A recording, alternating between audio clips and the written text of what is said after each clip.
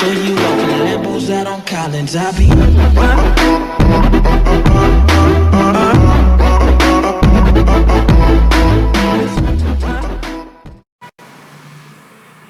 Hello friends, welcome to Everything You Need. Now let us see the second part of IP addresses. That is, first let us recap about the topics that we have discussed in the part 1. That is, in the previous video we learned about public IP, private IP and the ranges of IP addresses in the public and private and why the public and private IPs are used.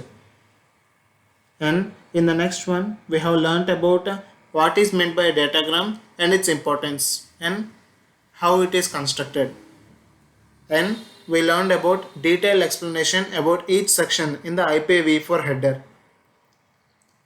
The video link are available in the cards. Please check if you don't watch. Now let us see about IPv4 addressing. An IPv4 address is a 32-bit long. The IPv4 addresses are unique and universal. That is, all nodes connecting over the internet must have an IP address for valid uses. The address space of IPv4 is 2 power 32, which is of 4.3 billion addresses approximately.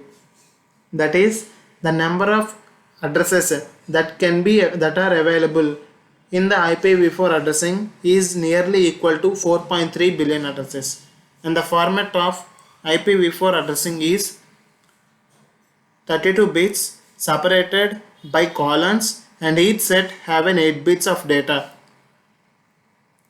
In IPv4 addressing, 32 bits is divided as 4 sets of 8 bits, which is a combination of network ID and host ID. You would understand what is network ID and what is host ID in the next further videos or further topic. Now let us see the next one.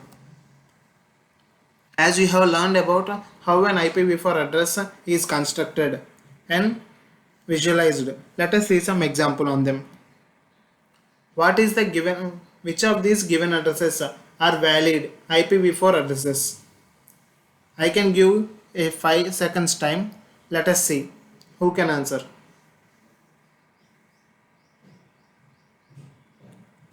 Now let us see the solution for this question. Answer is E, which is 128.64.00. And why only this one is the correct one? Let us see each option reason why it is incorrect. Option A is incorrect because an IPv4 address have only 4 sets of data. As we have know that it is an 8-bit data, 8 bits of 4 sets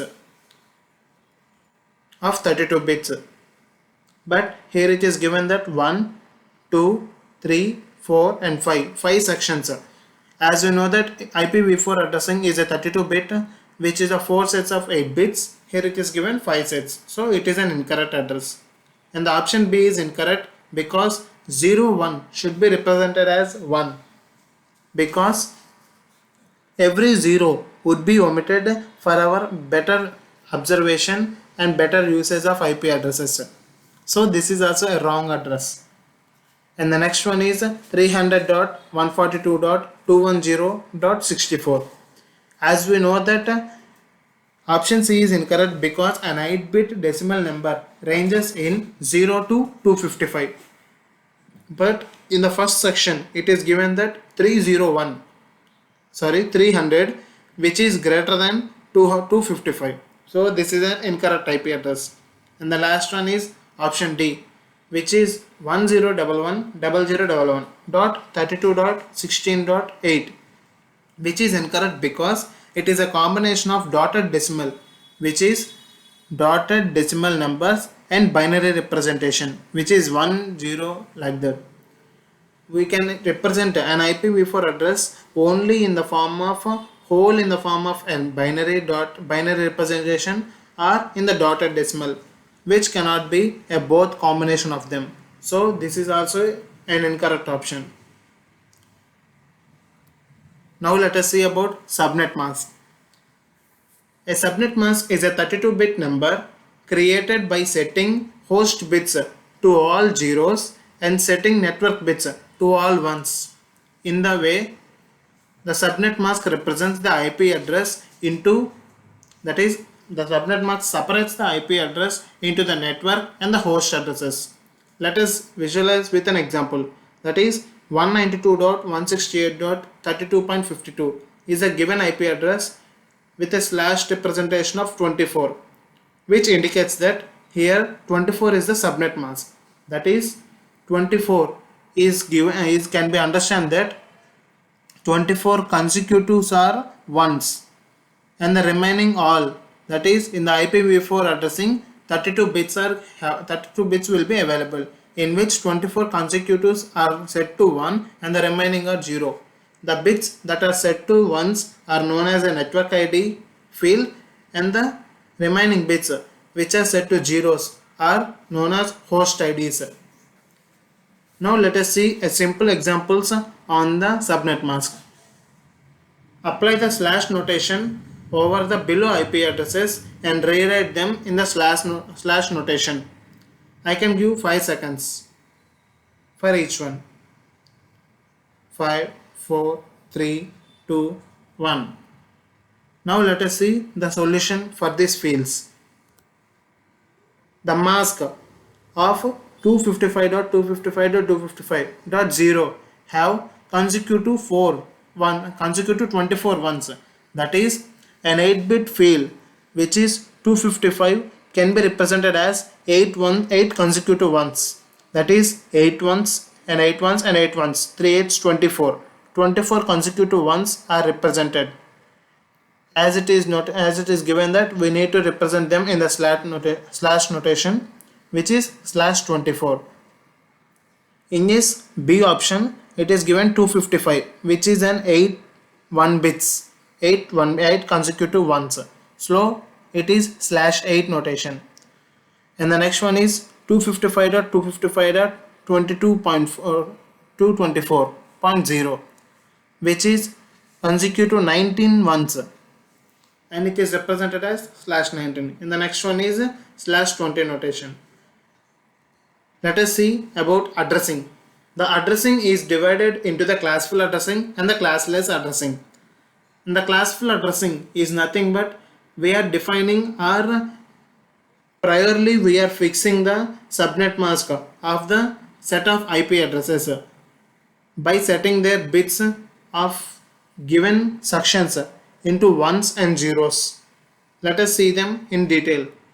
That is, the first, we know that in the IPv4 the given IP address is divided into 4 sets or 4 bytes, which is of each one having 8 bits. That is, in the class A addressing, the address starts with 0. This is known as a class A address, and when the IP address starts with 1 and 0, that is set to a class B address, and when the address starts with 110, which is in the range of 192 to 223, it is set to a class C address, and so on. But these two addresses, as we have already discussed in the previous video, the class C and class D and class C are divided as class C is meant for the multicast and the class E is reserved for the future representations. Now let us see each of them in detail by using an example. Find the class of each address. I can give a 10 seconds time. Please pause this video and answer them. Now let us see the solutions for them. As we have know that when there is a first bit of 0 in the dotted decimal representation, this is set to 0, which is of class A, as you can visualize here. The first in the binary notation, the first bit is 0, then it is known as a class A address. And when it is in the 110, this is a class C address. You can visualize here, which is 110. You must have to keep in your mind these notations to to answer these type of questions in a easy manner. And here it is 14. 14 is in the range of first position, that is 0 to 255 to 0 to 127, which is a class A set of addresses. And the next bit is 252, which is class E, that is 1111 in the set of 240 to 255. In this way you can say the IP address given is of which set of classes. Now let us see differences between classful addressing and classless addressing. Classless addressing is nothing but without any subnet mask we can use our own representations. An IP address allocation methods that allocates IP addresses according to the 5 major classes, that is class A, class B, class C and class D.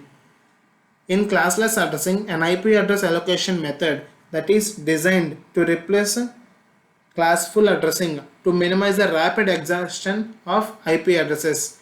That is, in the classful addressing, we can only give the IP addresses in the ranges of class A to class C, but in the classless addressing, we can define them as of their need. In the classful addressing, less practical and useful, because this restricts us from using our required set of IP addresses.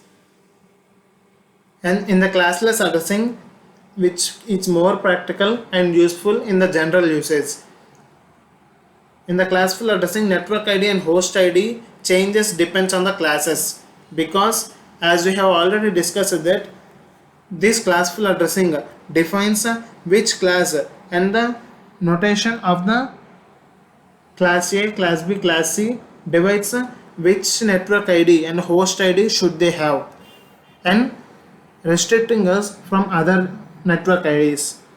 There is no boundary in the classless addressing for the network ID and host ID. That's it for this video. Stay tuned to everything you need for further topics. Thank you. I hope you like this video.